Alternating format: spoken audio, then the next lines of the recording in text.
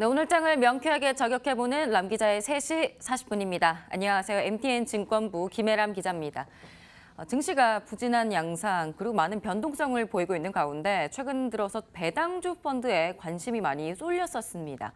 이 한국 증시의 큰 손인 국민연금을 비롯한 기관 투자자들의 스튜어드십 코드 도입을 앞두고 배당 확대에 대한 기대감들이 있었던 건데요.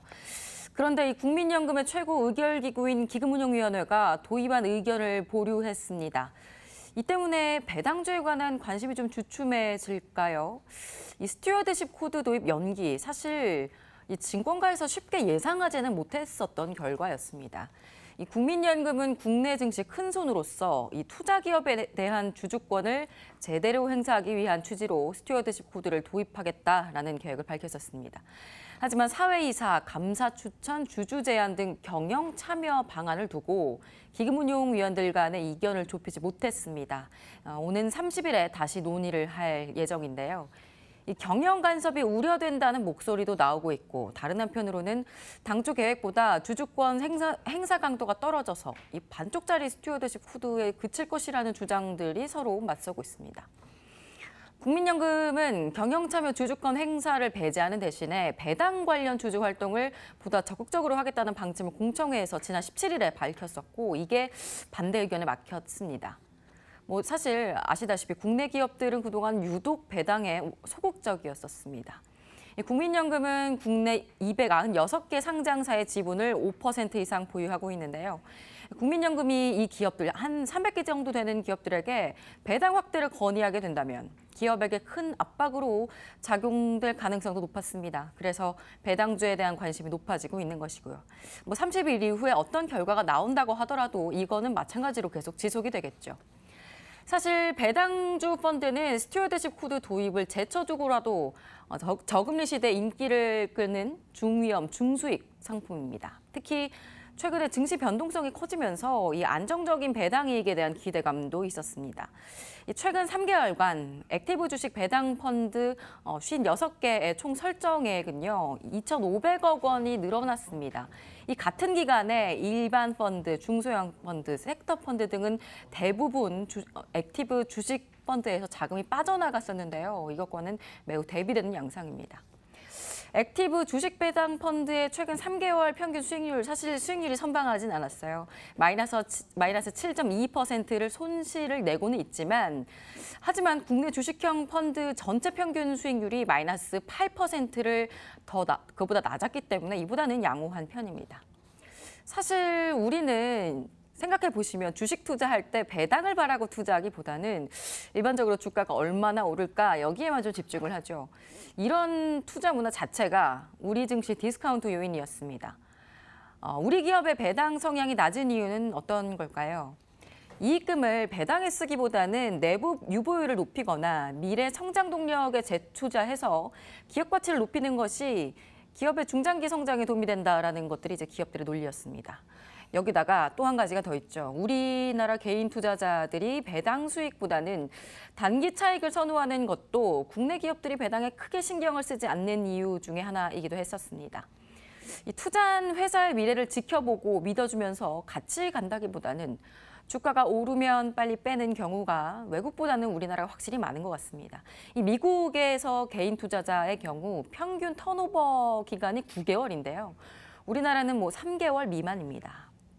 이 여의도 증권가에서는 우선 스튜어드십 코드 도입이 된다고 했을 때 기대할 만한 게 배당주 펀드, SRI 펀드 수익률 얘기할 수 있는데 하지만 단기간 껑충 뛰어오를 거라고 기대하기보다는 좀 장기적인 안목으로 기업의 지속 성장 가능을 지원해주는 그런 가이드라인으로 봐야 한다고 말합니다.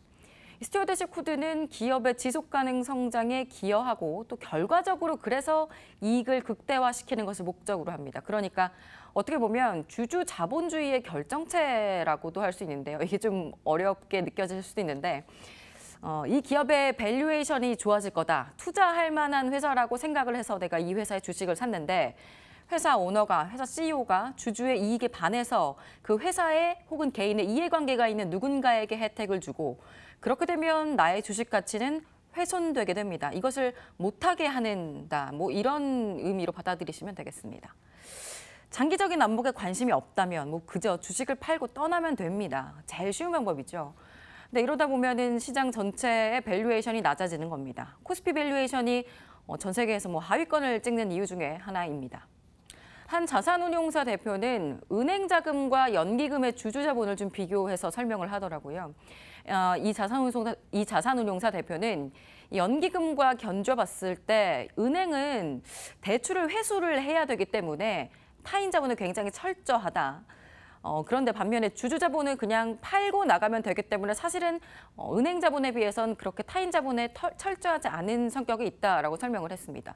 하지만 공적 연기금은 좀 성격이 다릅니다. 공적 연기금들은 한 회사에 대해서 뭐 10%씩 지분을 들고 있는데 이 10%를 팔고 나가는 비용이 더 많기 때문에 결국에는 주주 자본이라고 하더라도 단기 투자자가 될 수가 없고 이 같은 이유에서 주주 자본이어도 타인 자본에 철저하게 하자는 게 스튜어드십 코드 도입의 의미라고 설명을 했습니다. 그러니까 연기금 주주 자본이 마치 대출을 해준 은행 자본처럼 좀 더 철저해져야 한다는 거죠. 스튜어드십 코드가 뭐 단기 투자냐 혹은 장기 투자 문화로 넘어갈 것이냐 이 차이를 과연 만들어 줄 수 있을까요? 이 경영 참여가 빠진 스튜어드십 코드의 실효성에 대해서 오는 30일 다시 한번 경론이 벌어질 텐데요. 사실 경영 참여에 대한 논의는 초반부터 있어 왔습니다. 또다시 같은 사안으로 포문이 좀 막히는 상황인데요. 정부가 각계 이해관계를 조율해서 과연 어떤 결론이 도출될지 지켜봐야겠습니다. 네, 이번에는 개장 전에 알았으면 좋았을걸 시간입니다. 다음 주에는 미국과 일본 그리고 중국의 통화 정책에 좀 주목을 하셔야겠습니다. 이 엔화는 좀 강세를 보이고 위안화는 약세를 보이고 달러화가 약세를 보일 만한 여러 가지 재료들이 다음 주에 좀 혼조해 있습니다. 30일부터 31일에는 BOJ, 일본은행이 금융정책 결정회의를 열게 됩니다. 이 통화정책 기조가 좀 변화될 것이라는 전망들이 나오는데요. 10년물 금리 타겟이 현재 0%인데 이를 좀 올릴 만한 방안이 거론될 전망입니다. 만약에 이 방안이 긴축 우려로 받아들여지면 최근 달러가 약세를 보이는데도 불구하고 신흥시장에서 자금이 좀 더 빠져나갈 시그널이 될지도 모르겠습니다. 또 오는 1일에는 미 연준의 7월 FOMC 회의가 있습니다. 네, 지금까지 남 기자의 속 시원한 3시 40분이었습니다.